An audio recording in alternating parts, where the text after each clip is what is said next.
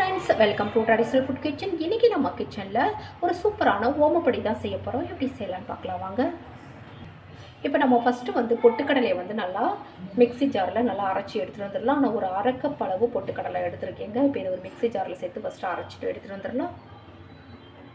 பாருங்கள், நல்லா நைஸாக அரைச்சி எடுத்துகிட்டு வந்திருக்கேன்.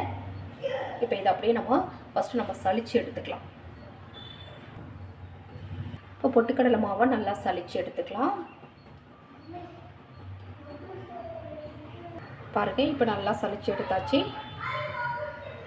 இப்போ இது கூடவே ஒரு 2 கப் அளவு அரிசி மாவு, இது வீட்டிலே அரைச்ச அரிசி மாவு தான், பச்சரிசி மாவு. இப்போ இதையும் இது கூடவே நம்ம நல்லா சலித்து எடுத்துக்கலாம். அப்போ தான் நம்ம ஓமப்பொடி புளியும் போது நம்ம அந்த சின்ன சின்ன துளையில் அடைச்சிக்காமல் இருக்கும். அதனால் இதையும் நல்லா சலித்து எடுத்துக்கணும்.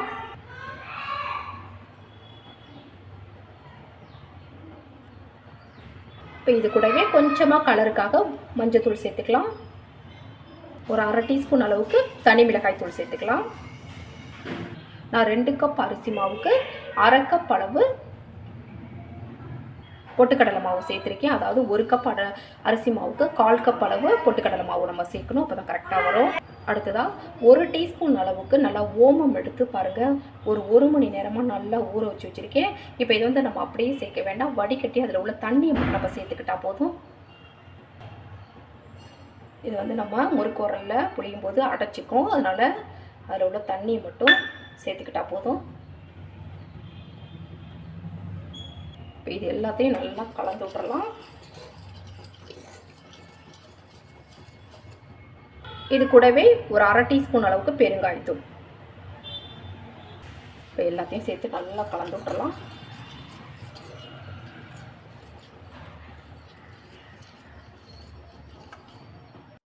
ஒரு 2 கப் அளவு நம்ம தண்ணி சேர்த்துக்கலாம். அதாவது ஒரு 1/4 லிட்டர் அளவு தண்ணி சேர்த்துக்கலாம். இப்போ இதில் ஒரு அரை டீஸ்பூன் அளவுக்கு உப்பு,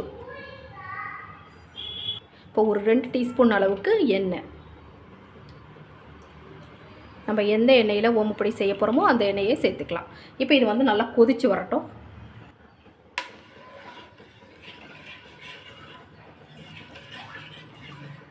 பாருங்கள், தண்ணி நல்லா கொதிக்குது. இப்போ இந்த சுடு தண்ணியை இந்த மாவில் சேர்த்து கொஞ்சம் கொஞ்சமாக நல்லா கலந்து விட்டுக்கலாம்.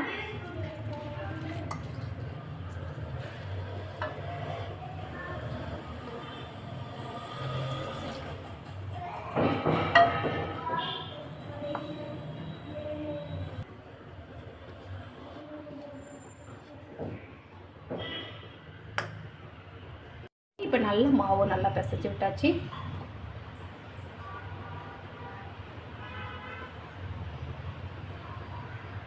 இப்போ முறுக்கு உரல்ல இந்த மாதிரி சின்ன சின்ன துளையாக உள்ள இந்த அச்சு எடுத்துக்கிறேன்.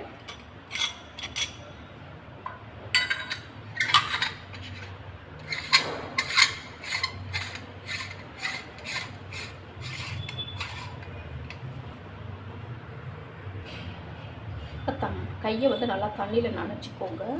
அப்போ தான் மாவு கையில் ஒட்டாமல் வரும்.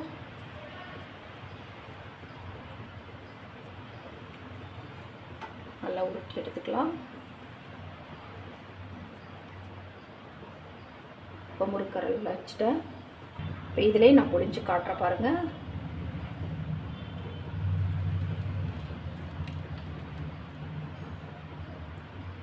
இந்த மாதிரி நம்ம அப்படியே எண்ணெயில் பிழிஞ்சு விட்டுற வேண்டியதுதான். நம்ம இந்த தொலையில் கூட இந்த அச்சில் கூட நம்ம பிழிஞ்சு எடுத்துக்கலாம். ஏன்னா இது அதை விட கொஞ்சம் பெருசாக இருக்குது பாருங்கள். இப்போ நான் இதில் தான் ஓமப்பொடி செய்ய போகிறேன்.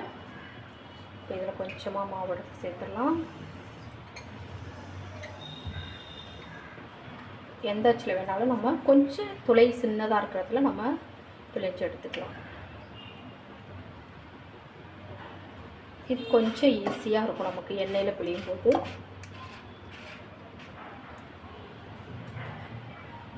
பாருங்கள்,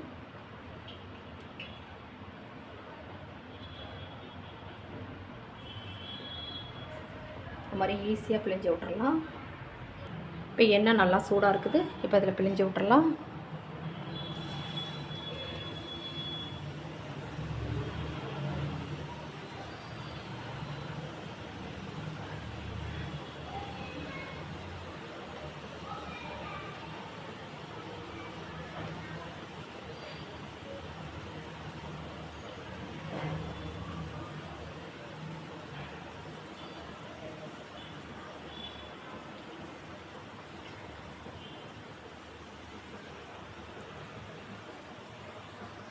இப்போ இதில் உடனே நம்ம வந்து திருப்பி போட்டுறக்கூடாது.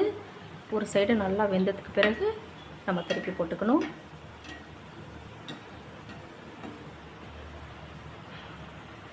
இப்போ ஒரு சைடு நல்லா வெந்துருச்சு. இப்போ இதை அப்படியே திருப்பி போட்டுடலாம்.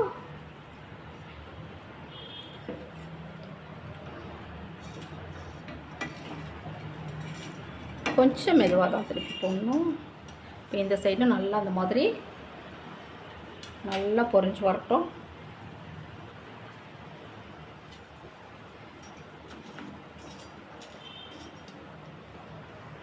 இப்போ இதை அப்படியே எடுத்துடலாம்.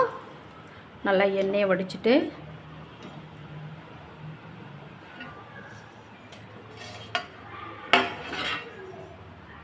அடுத்தது பிழிஞ்சு விடலாம்.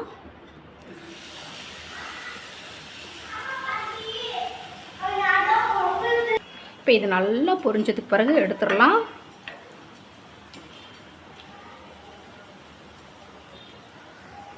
சூப்பராக ஓமப்பொடி ரெடி ஆகிடுச்சு. எவ்வளோ கிறிஸ்பியாக இருக்குன்னு பாருங்கள். ரொம்ப ரொம்ப டேஸ்டியாகவும் இருக்கும்.